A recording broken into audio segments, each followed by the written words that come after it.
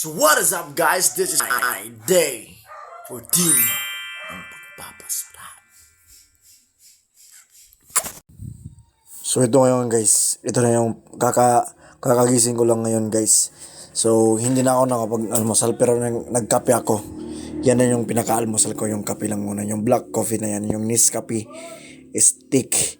Tapos meron kasi kaming exam kanina, tapos quiz.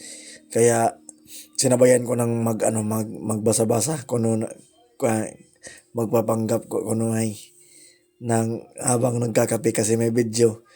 Kailangan magbasa muna siya kung ano ang gagawin para ipagsabay natin yung lifestyle natin katapos pag-aaral. So ayan guys, kaya nagkape muna ako. So napansin ko na peraw naman.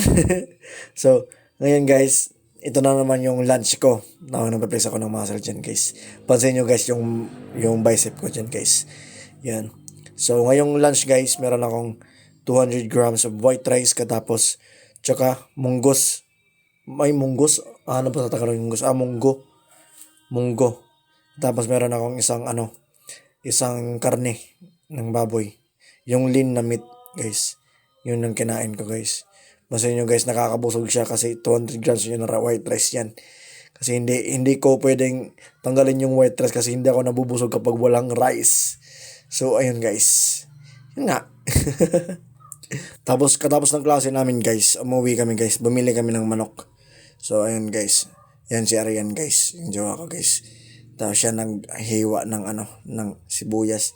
Katapos merong sayote. Katapos merong manok na puro manok.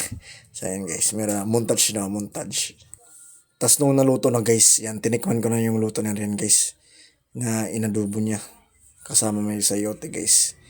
Yeah, meron akong 200 grams na white rice na naman dyan. Ito na pala yung ito na yung pinaka last meal ko ngayong araw. Yan guys, last meal ko ngayong araw.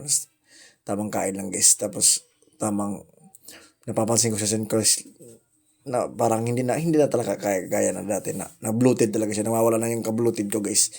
Tapos habang mapatagal guys, dumalaki yung yung dibdib ko, yung chest ko. Guys, so ayun guys, kumakain ako diyan. Meron akong dyan, manok. Yung chicken breast. Siyempre, inuna ko yung chicken breast katapos sayote guys para mas madali ako mabusog, hindi ako magugutom. So ayun guys, parang iwan ko sa mata ko dyan guys, pagod na pagod. So hanggang dito lang muna tayo guys. Please pa-like and share ako sa video ko. And see you sa day 15 ng pagpapasarap.